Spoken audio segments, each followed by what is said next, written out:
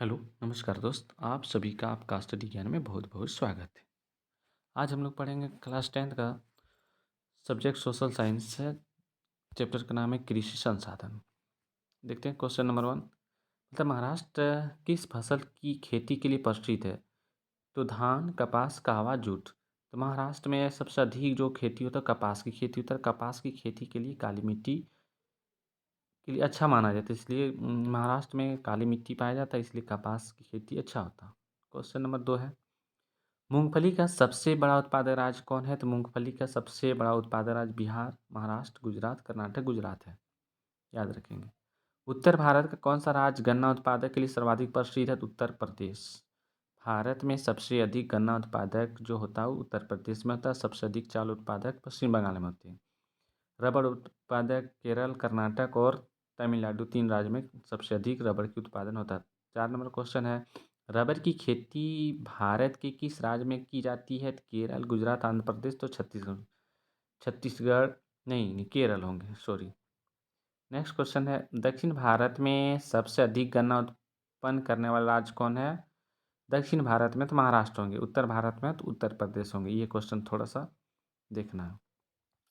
Next question है, निम्नलिखित में से कौन सा उस कृषि प्रणाली को दर्शाता जिसमें एक ही फसल लंबे चौड़े क्षेत्र में उगाई जाती है? उसको बोलते हैं रोपण कृषि। नेक्स्ट क्वेश्चन है, क्वेश्चन नंबर 7 है, निम्नलिखित में से कौन सी रबी फसल है? तो रबी फसल क्या है? चना। कपास, चावल, मोटी अनाज, ये सब जो है ये सब खरीफ फसल है। खरीफ फसल किसको बोलते हैं? तो जो खरीफ फसल जैसे हुआ चावल। भारत की अर्थव्यवस्था का मुख्य आधार क्या है? तो कृषि।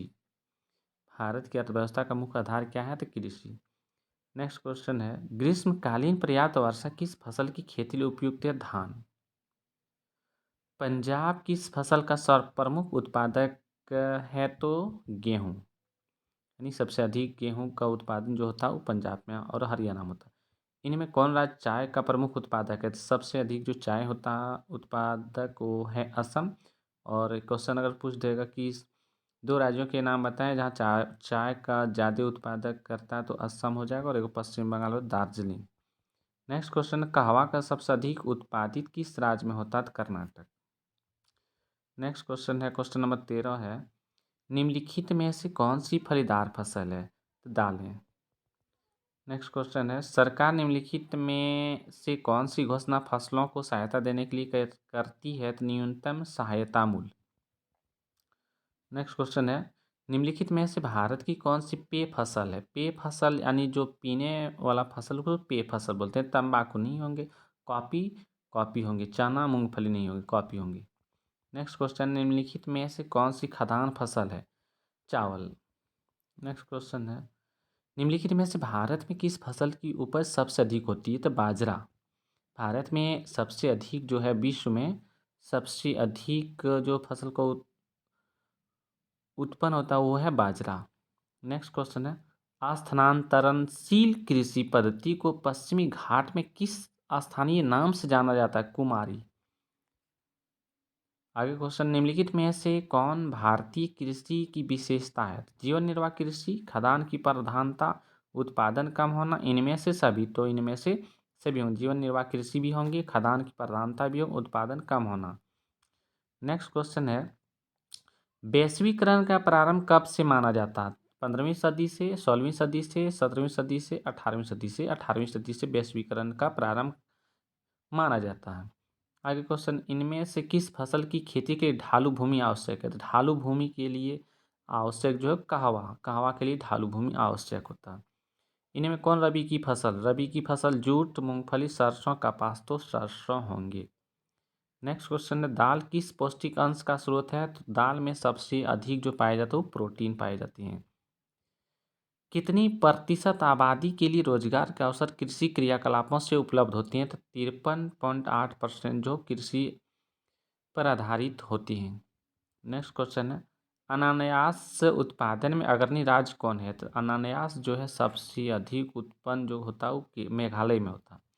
भारत का नारियल प्रदेश किसे कहा जाता है? केरल को। यानी सबसे अधिक नारियल का जो खेती होता है वो केरल में होता है, इसलिए भारत का नारियल प्रदेश कहा जाता है।